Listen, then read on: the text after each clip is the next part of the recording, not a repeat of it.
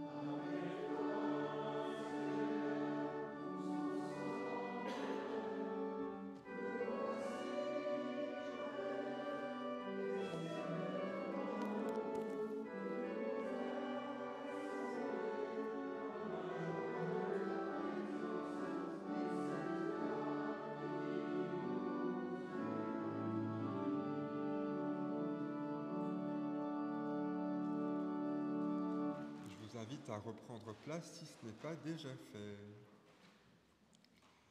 C'est dans l'amour et dans la joie de notre Seigneur que vous êtes accueillis ce matin pour ce culte qui rassemble la dynamique mulhousienne et la paroisse associée d'Ilzac.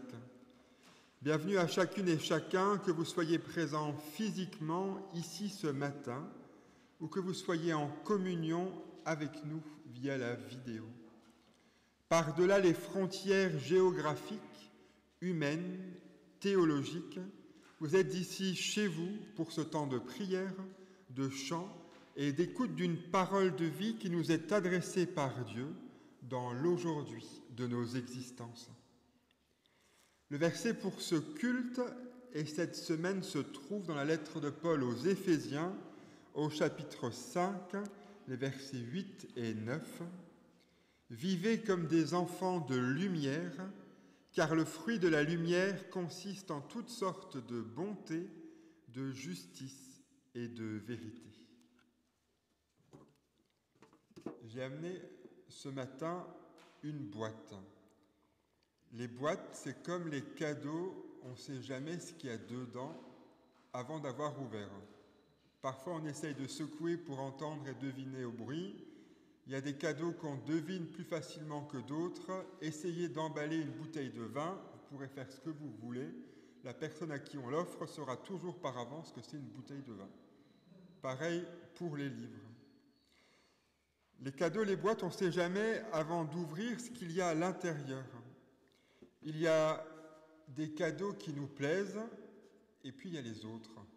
Ceux qu'on remercie avec un sourire très poli, merci beaucoup, voilà, et qu'on s'empresse soit de mettre dans un placard, soit essayer de refourguer au cadeau suivant, soit même essayer de revendre.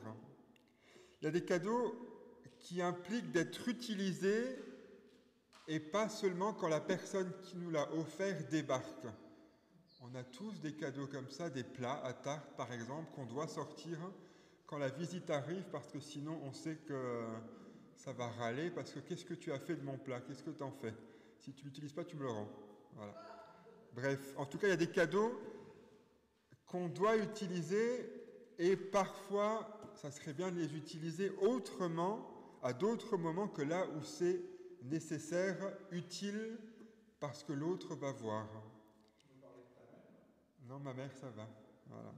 Tout va bien. Moi, j'ai pas de problème avec ça. Bref. C'est comme ces grands-parents à qui on offre un cadre photo numérique qui, toute la semaine, l'allument jamais et qui s'empressent de l'allumer quand les petits-enfants viennent pour être sûr que les petits-enfants voient qu'il y en a qui sont au courant et il y en a qui se reconnaissent.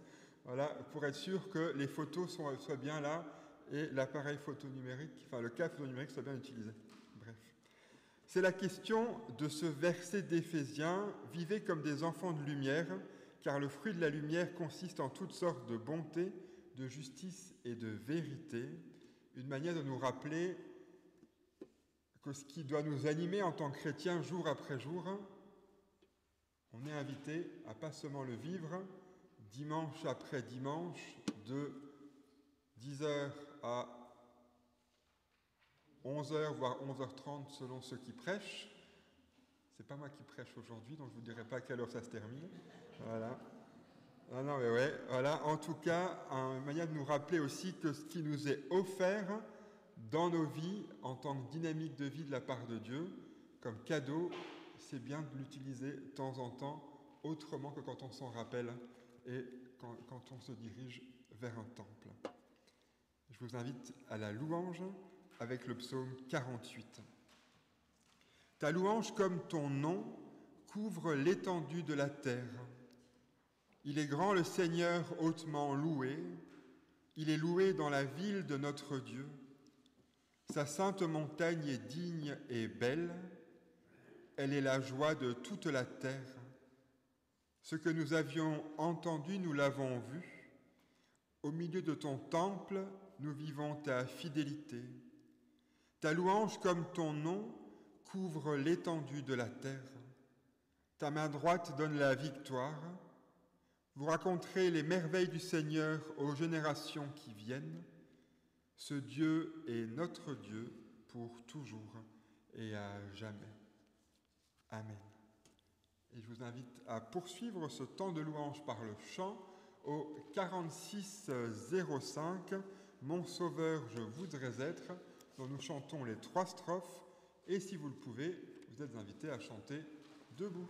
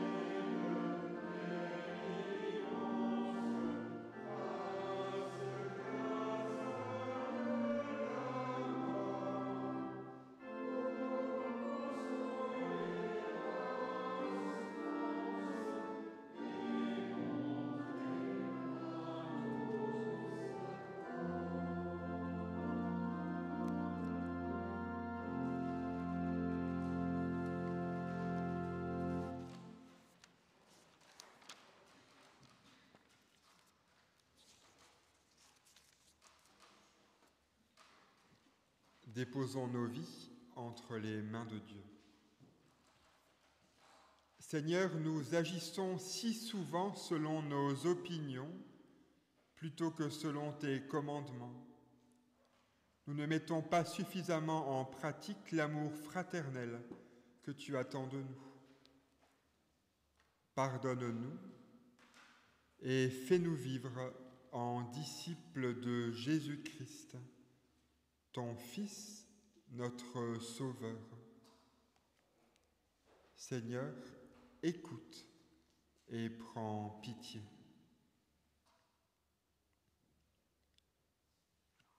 Dieu notre Père nous fait miséricorde. Il nous adresse aujourd'hui une parole de pardon, une parole de relèvement, une parole de résurrection, une parole qui nous fait tenir debout devant lui et devant l'humanité. C'est pourquoi je vous inviterai à vous lever, si c'est possible pour vous, pour l'accueillir. Parole du Seigneur, je mettrai en vous mon esprit, alors vous suivrez mes préceptes, vous observerez mes commandements et vous y serez fidèles. Avec tous ceux qui mettent leur confiance en Dieu et qui jour après jour reçoivent l'assurance de son pardon, chantons ensemble sa gloire avec le 44-15 c'est vers toi que je me tourne. Merci Seigneur pour ce chemin de justice, de bonté et de vérité.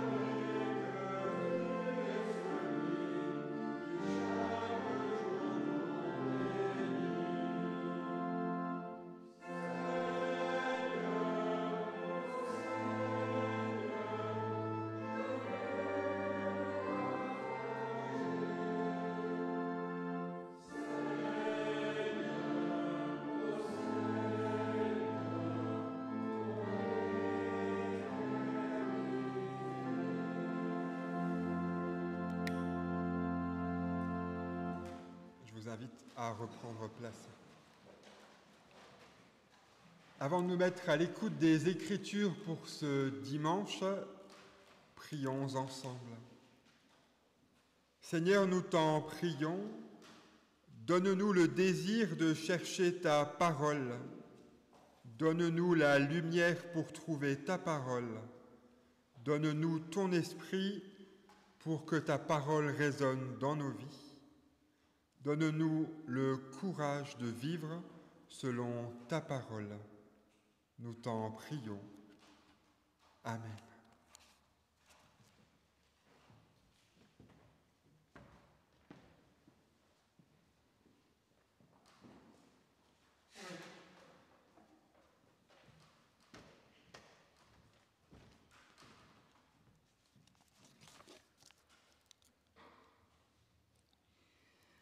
Pour la première lecture, nous lisons dans Ésaïe au chapitre 2, les versets 1 à 5. « Il arrivera dans les derniers jours que la montagne de la maison du Seigneur se tiendra plus haut que les monts, s'élèvera au-dessus des collines. Vers elle afflueront toutes les nations et viendront des peuples nombreux. Ils diront, « Venez, montons à la montagne du Seigneur, à la maison du Dieu de Jacob, qu'il nous enseigne ses chemins et nous irons par ses sentiers. Oui, la loi sortira de Sion et de Jérusalem la parole du Seigneur. Il sera juge entre les nations et l'arbitre des peuples nombreux.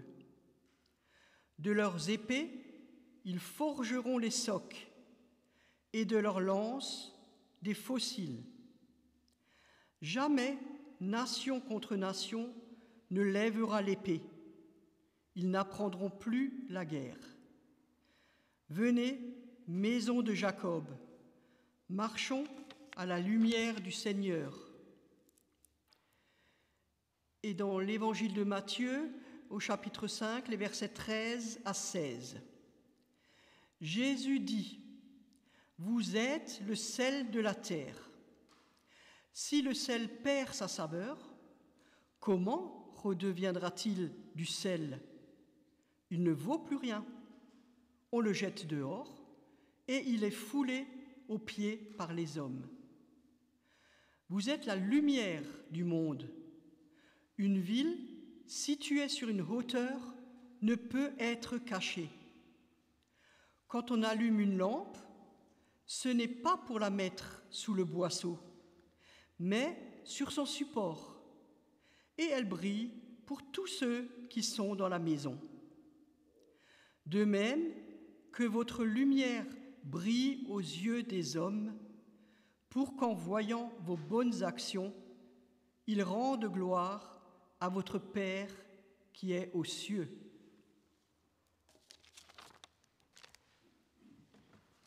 Et je vous inviterai, en réponse au texte biblique, à chanter du 22-01 les 3 strophes. Ô Dieu, tu es fidèle dans tout ce que tu fais, et vous êtes invités à chanter debout.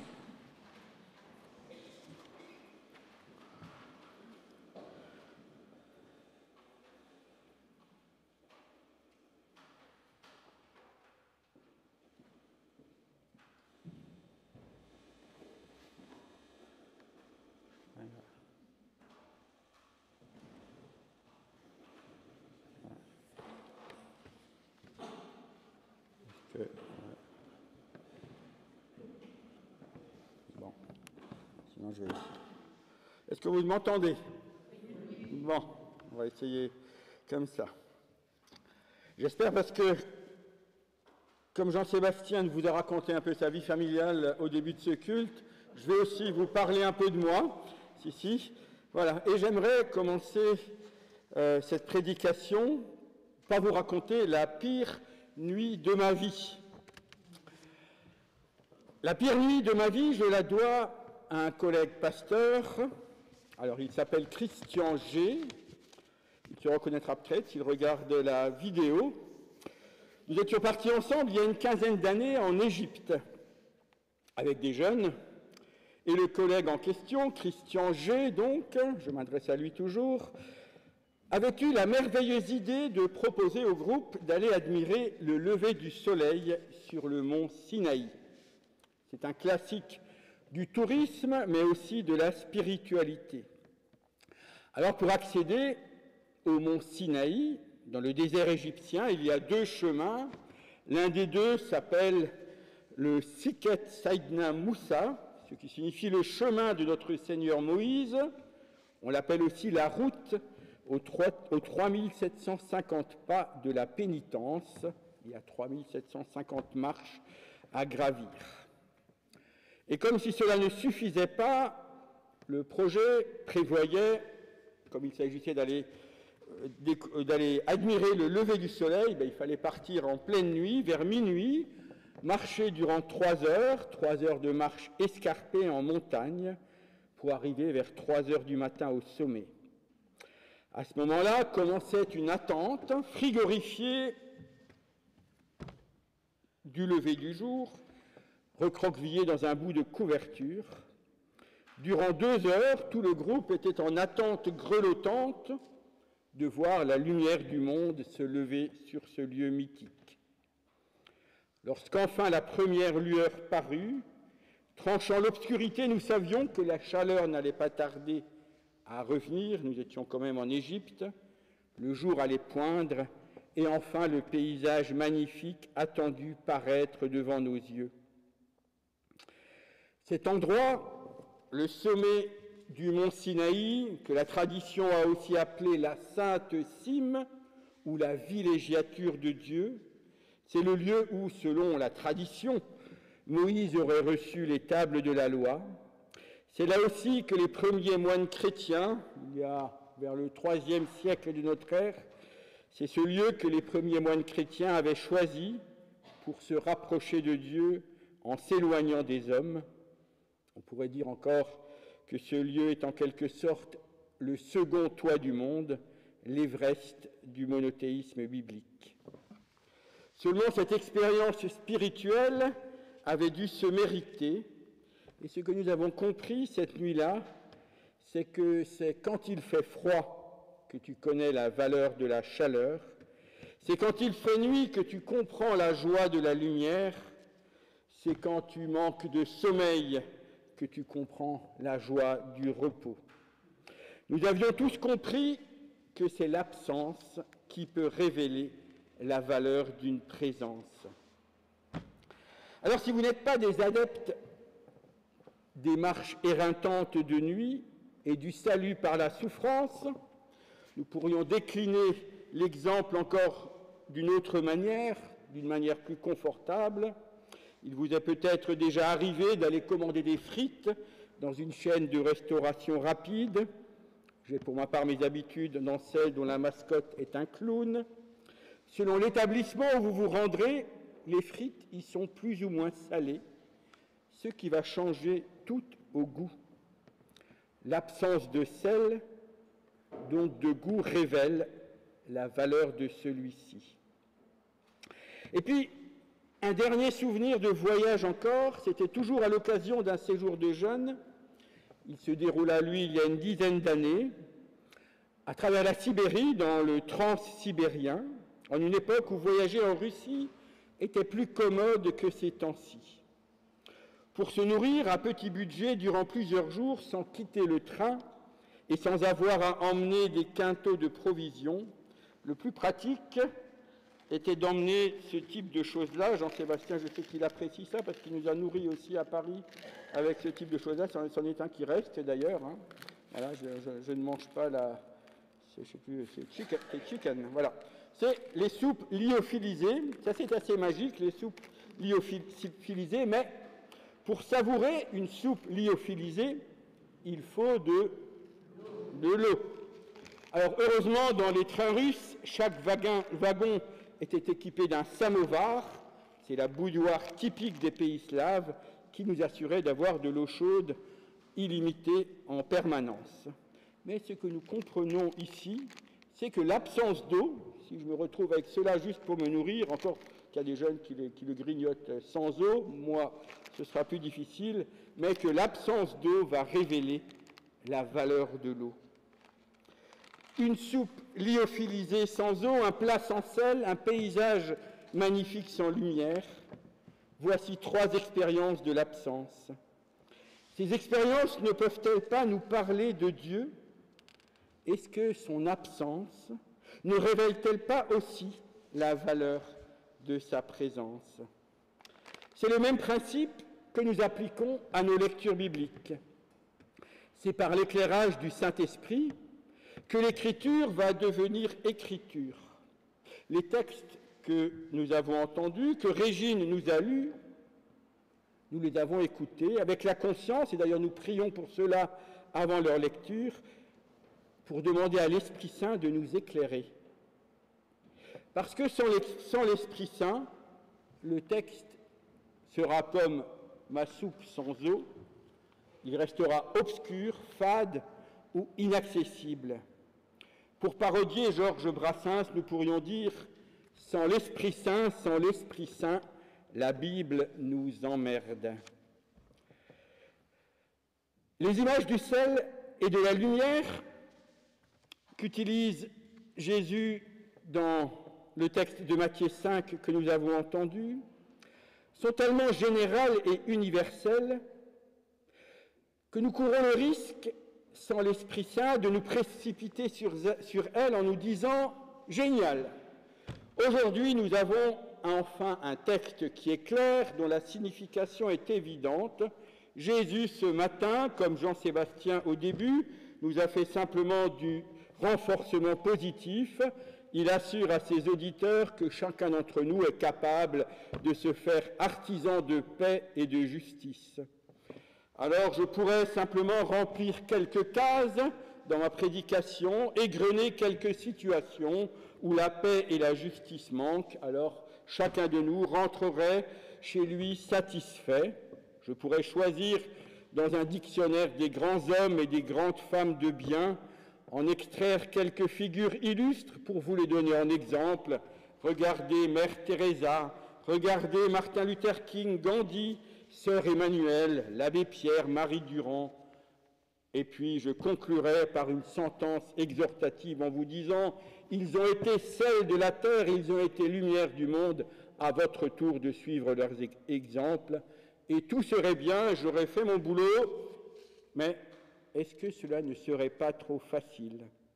Et franchement, y a-t-il besoin d'avoir fait des études de théologie ou d'être inspiré par l'Esprit Saint pour expliquer à une assemblée qu'elle est appelée à tisser des liens d'amitié, à s'engager pour la bonté et la justice? Si je vous disais simplement cela, si vous veniez simplement pour que je vous dise « vous devez être de bonnes personnes », je pense que vous perdriez votre temps, vous le savez, et ce n'est pas moi qui vais vous l'apprendre, pas même Jésus. Un tel propos ne manquerait-il pas de sel, justement? Où serait passé le caractère transperçant des paroles de Jésus?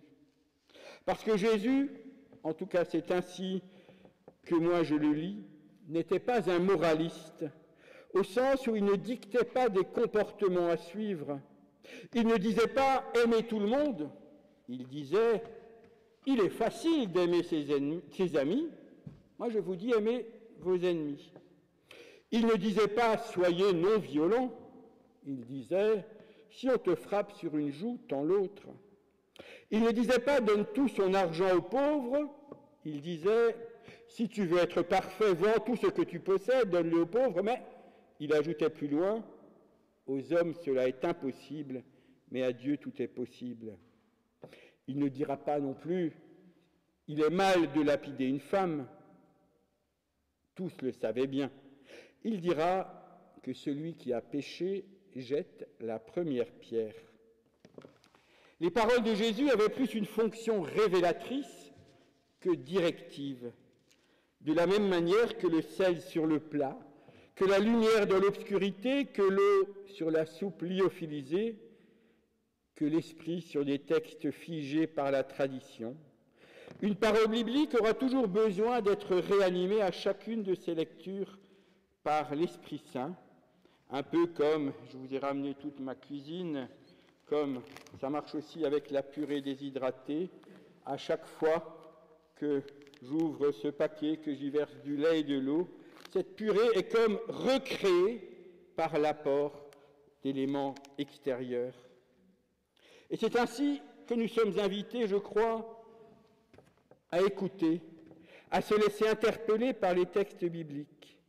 Pour adopter une telle lecture, nourrie de l'Esprit Saint, je crois qu'il ne faut peut-être pas tant chercher ce que le texte peut avoir à nous dire, que de lire simplement ce qu'il dit.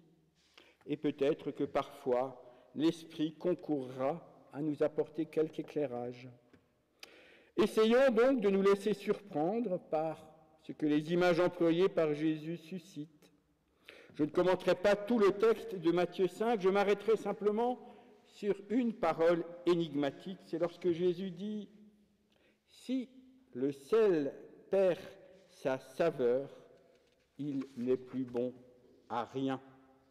Il ne vaut plus rien. » Les commentateurs ont unanimement constaté le caractère irrationnel de cette formule. Le sel, en effet, déjà n'a pas de saveur propre, il augmente la saveur des aliments auxquels il est ajouté. D'autre part, le sel ne peut pas perdre sa saveur, il ne serait plus du sel.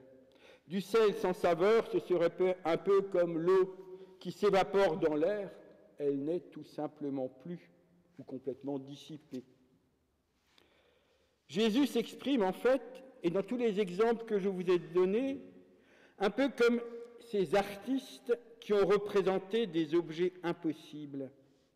Vous connaissez ces représentations que certains artistes ont pu élaborer, par exemple des escaliers, vous savez que vous les voyez descendre et en fait vous remontez, des représentations qui défient la logique, qui en nous faisant monter nous font descendre. Le plus connu de ces exemples, vous le connaissez peut-être, est ce qu'on appelle le triangle de Penrose. Voilà, ça vous dit peut-être quelque chose. Un triangle en 3 dimensions, mais qui est impossible à réaliser concrètement. On voit qu'il a pu être dessiné, mais c'est un triangle qui ne peut pas exister dans la réalité. L'explication de ce phénomène, la capacité de dessiner des objets impossibles à réaliser concrètement, s'explique par le fait qu'un dessin est une réalisation en 2 dimensions, alors que l'objet réel, si je voulais le créer, en a 3 dimensions. Dans le réel, les lois de la physique et des mathématiques s'appliquent, alors qu'une représentation imagée peut s'en dispenser. De la même façon qu'il est possible, je pourrais vous dessiner, si je savais dessiner, une licorne ou un griffon, mais quant à vous les faire rencontrer dans la réalité, ce serait une autre affaire. Le rapport entre image, réalité et imaginaire a été développé notamment par le mouvement surréaliste. L'exemple le plus fameux et explicite est ce tableau que vous connaissez de René Magritte, « Ceci n'est pas une pipe ». Jésus s'exprime un peu comme le peintre. Il parle en métaphore, il peint par la parole des réalités impossibles, comme mon triangle de Penrose, ou comme les moines orthodoxes peignaient en icône des réalités spirituelles et non réalistes. S'il est simple d'imaginer, d'élaborer fictivement par le pouvoir de la pensée une idéologie au sens un monde des idées avec des intentions bienveillantes comme « soyez justes », « soyez bons »,« soyez artisans de paix », ce ne sont que des constructions de la pensée qui ne pourront pas prendre corps dans la réalité. Je crois que, de la même manière que ce triangle, je peux vous le montrer, mais je ne peux pas le rendre réel, de la même manière que je peux dessiner une poule avec des dents, mais je ne peux pas la créer dans ce monde-ci par le seul miracle de ma volonté. De la même façon, on ne peut pas faire de l'homme un être de bien par la seule force de notre volonté. L'utopie d'Ésaïe, dans le premier texte que nous avons entendu, lorsqu'il dit « Ils n'apprendront plus la guerre », est une utopie qui est projetée dans un avenir qui n'est pas celui de ce monde-ci. Comme un dessinateur ne pourra pas réaliser son œuvre imaginaire en vrai, le mythologue ne pourra pas rencontrer sa créature imaginaire en vrai, l'idéologue ne pourra pas créer son monde idéal en vrai non plus, parce qu'il lui manquera toujours la troisième dimension, celle de l'esprit. Jésus décrit un monde impossible pour l'homme, un monde dans lequel le sel pourrait perdre sa saveur et la terre pourrait être salée, un monde qui pourrait être privé de lumière, alors que nous savons bien que si chaque soir la lumière disparaît, chaque matin elle renaît. Le monde ne peut pas être autre que ce qu'il est en vertu des lois de la physique et de la chimie, mais aussi de la loi du péché qui fait que le monde est habité par des êtres que nous sommes, qui ne peuvent pas être autres que ce qu'ils sont. C'est ce que disait déjà le prophète Jérémie. Un Éthiopien peut-il changer la couleur de sa peau? Un léopard les taches de son pelage? Non. Eh bien, vous qui êtes si habitués à faire le mal, comment pourriez-vous vous mettre à faire le bien?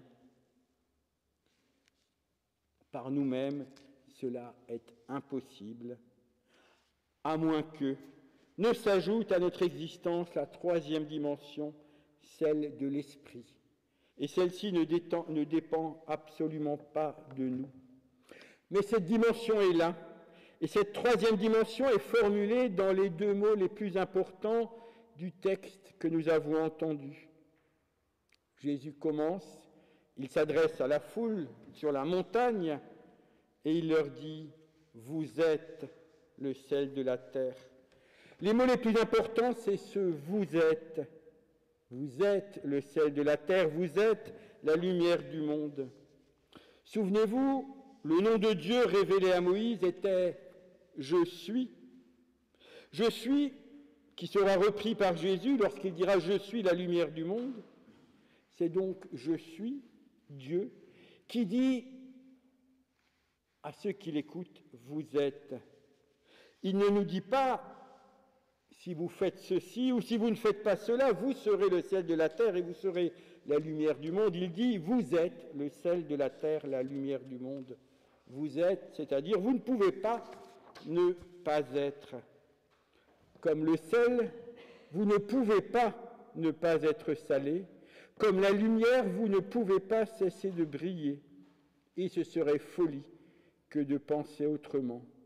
Vous pouvez tenter de fuir par-delà les océans, au fond des abîmes des mers, aux extrémités de la terre ou même jusque sur Mars. Vous ne pourrez jamais ne pas être. Vous êtes. Cette affirmation rejoint ce qui est peut-être la plus vieille question du monde, le plus vieux débat philosophique, cette question que l'on a souvent qualifiée comme la question primordiale. Qu'est-ce qu'être? Pourquoi y a-t-il quelque chose plutôt que rien? Ce débat a au moins 2500 ans. Il remonte aux philosophes Héraclite et Parménide. Le premier défendait l'idée d'impermanence du monde qui est menacé sans cesse par le non-être. Le second lui affirmait l'immuabilité, le monde est stable, le monde ne va pas s'effondrer, le monde est éternel. L'enjeu était de discerner entre deux notions fondamentales en philosophie, la contingence et la nécessité. Est-ce que nous sommes contingents par nature, c'est-à-dire est-ce que si nous sommes là, c'est simplement un accident de l'histoire dû au hasard, ou notre existence relève-t-elle de la nécessité? Alors du point de vue scientifique, des lois de l'évolution, nous sommes certainement entre hasard et nécessité, un subtil équilibre. Seulement du point de vue théologique, du point de vue du regard de Dieu, du point de vue de la foi, L'humanité relève de la nécessité, de la volonté créatrice de Dieu. Tu es, vous êtes, vous ne pouvez pas ne pas être. Pour Dieu, il y a nécessité à ce que tu sois là. Alors les deux compréhensions, la scientifique et la théologique, ne sont pas contradictoires, elles relèvent seulement de deux registres distincts.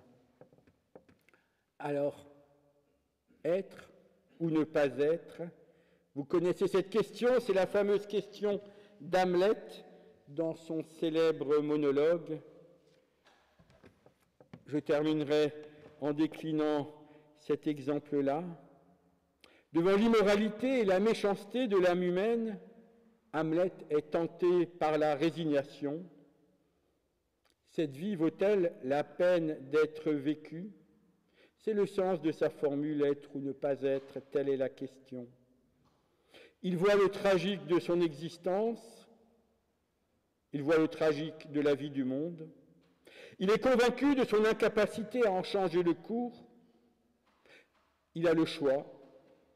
Dois-je continuer à vivre, mourir, mettre fin à mes jours? Hamlet fera finalement un troisième choix. Il fera le choix non pas de la mort ou du suicide, mais de jouer la folie, une autre forme de non-être. Il choisira de jouer un peu comme le sel qui aurait perdu sa saveur. Il choisira de se replier dans un monde en deux dimensions, le monde de l'art où tout est possible par le pouvoir de la pensée. Mais ce faisant, il quittera le monde réel, le monde à trois dimensions. Nous sommes très proches de notre texte, à la différence que Jésus ne nous laisse pas de choix. La foi ne nous laisse pas seuls avec notre angoisse devant l'abîme du doute et de la peur. Elle ne nous dit pas « tu peux choisir entre vivre et mourir ». Contrairement à Hamlet, avec Jésus, être ou ne pas être, telle n'est plus la question. La nature humaine pour le christianisme, c'est de croire que chaque être humain est sel et lumière, c'est-à-dire que c'est son être profond, comme le sel ne peut dessaler, comme la lumière ne peut pas s'éteindre, est éternel et ne peut pas lui être enlevé. Un autre collègue pasteur, qui pourra se reconnaître lui aussi s'il nous écoute, il s'appelle Joachim, me faisait récemment remarquer qu'il avait lu, sous la plume de Dietrich Bonhoeffer, une phrase étonnante d'un livre daté de 1943, qui disait « Aujourd'hui, avec l'effondrement des églises organisées, comment faire ?» L'objet de son étonnement était de constater qu'en 1943 déjà, on s'inquiétait de l'effondrement des églises. Certains se souviendront peut-être aussi du texte que j'avais lu le mois passé, à la fin de notre bilan, extrait du synode de l'Église réformée de France en 1872, qui disait, il y a donc 150 ans, « L'Église a perdu sa raison d'être, elle tombe de toutes parts en dissolution et en ruine. » Ces deux textes me donnent à penser que depuis 2000 ans, en fait, l'Église n'a jamais cessé de s'effondrer et en même temps, elle n'a jamais cessé de se construire. Quoi qu'en disent nos peurs ou notre imagination, l'Église, la présence de Dieu dans le monde, ne peut pas non plus ne pas être. Le jour où elle cesserait de s'effondrer et de se reconstruire, elle cesserait d'être Église. Mais comme le sel, elle ne peut pas perdre sa saveur. Il en va de même de nous, même si la course inquiétante du monde peut nous faire craindre son effondrement, même si notre horloge biologique personnelle qui égrène nos jours nous rapproche à chaque instant de notre fin. Nous avons l'espérance ferme que par le Dieu de Jésus-Christ, celui qui a fondé sa force dans la fragilité, nous ne serons jamais menacés par le non-sens, par le non-être. Jamais. Amen.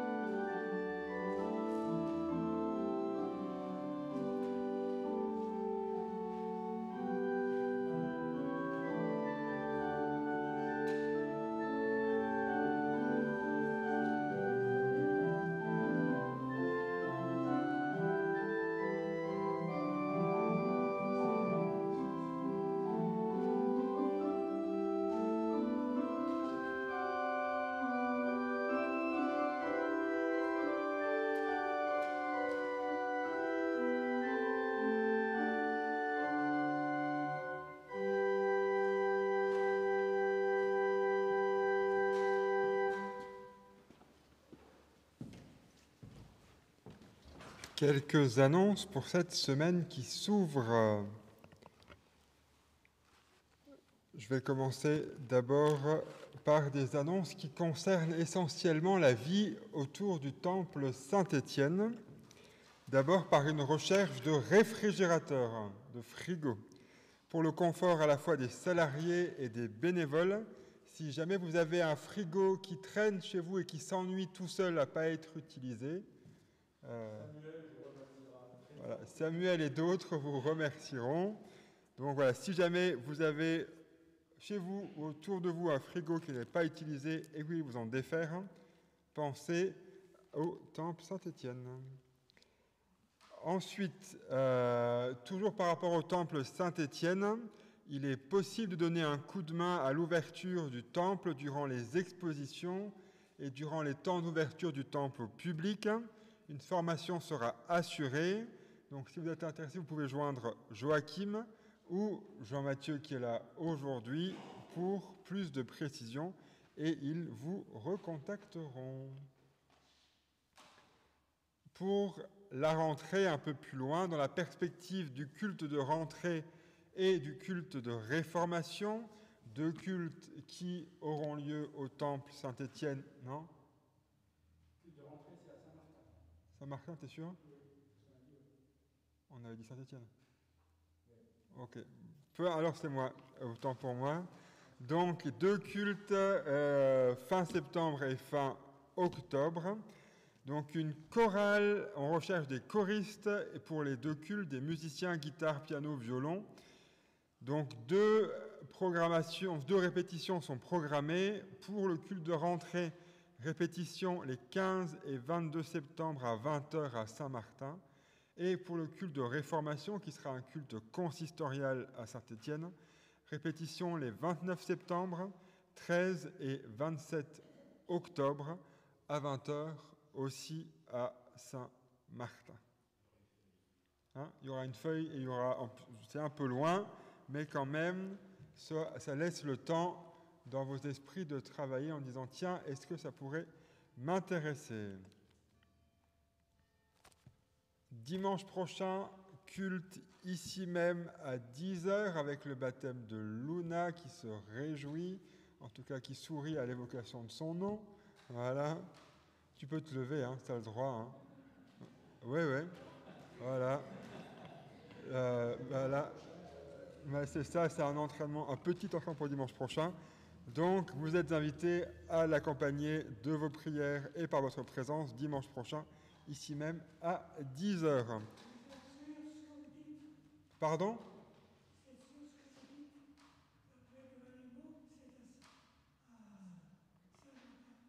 Pas fin dimanche prochain, on est encore en juillet. Et donc en juillet, c'est à Ilzac. Voilà. J'allais dire la chose suivante, vous faites bien. Tout ça pour vous rappeler qu'à partir du mois d'août, les cultes d'août auront lieu à Saint-Martin. Mais comme dimanche prochain, c'est encore au mois de juillet, c'est le 30 juillet, les cultes ont lieu ici même. C'est bon ? C'est maintenant le temps de l'offrande, que notre offrande soit source et semence de vie.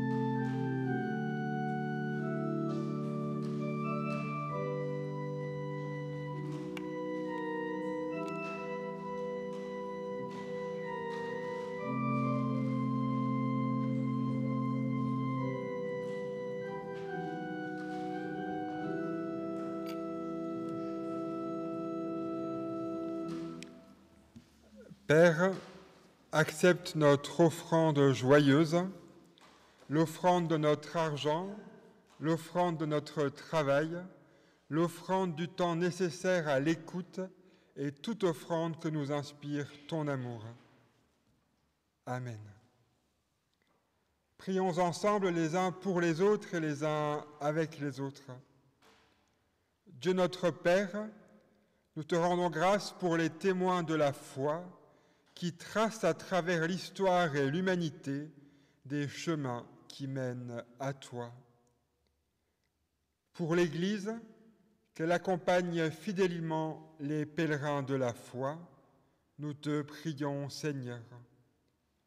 Pour nos communautés paroissiales, qu'elles demeurent ouvertes et accueillantes, nous te prions, Seigneur.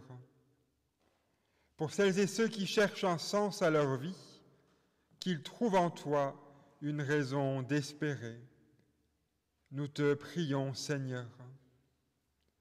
Pour notre monde déchiré par tant de guerres, que des messagers de ta parole, par leur simple présence, apportent au cœur des hommes la paix. Nous te prions, Seigneur. Accorde-nous la joie de trouver en Jésus-Christ le chemin et la lumière, la confiance et l'espérance, lui qui nous a appris à te prier comme un Père. Notre Père qui es aux cieux, que ton nom soit sanctifié, que ton règne vienne, que ta volonté soit faite sur la terre comme au ciel. Donne-nous aujourd'hui notre pain de ce jour. Pardonne-nous nos offenses, comme nous pardonnons aussi à ceux qui nous ont offensés. Et ne nous laisse pas entrer en tentation, mais délivre-nous du mal. Car c'est à toi qu'appartiennent le règne, la puissance et la gloire, au siècle des siècles. Amen. Et avant de reprendre nos chemins de vie, je vous invite à chanter au 4703 les 4 strophes dans toutes nos détresses. Et si vous le pouvez, vous êtes invités à chanter debout.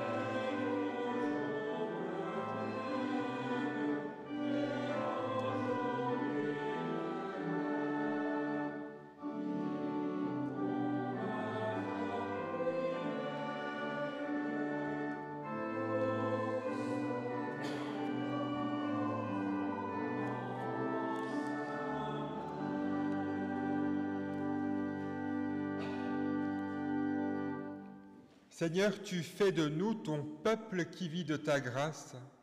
Tu te révèles à nous de nombreuses façons, souvent sans prétention. Donne-nous les yeux pour voir les miracles, les résurrections qui se produisent chaque jour en nous et autour de nous. Fais que nos oreilles entendent et que nos yeux voient la vie dans sa diversité. Nous t'en prions.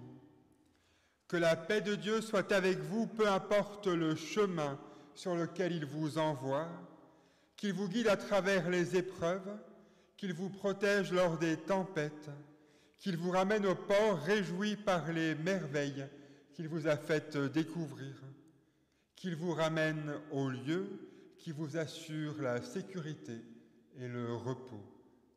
Amen. Bon dimanche à vous toutes et à vous tous. Et vous êtes encore invités à vous asseoir pour écouter le jeu d'orgue final.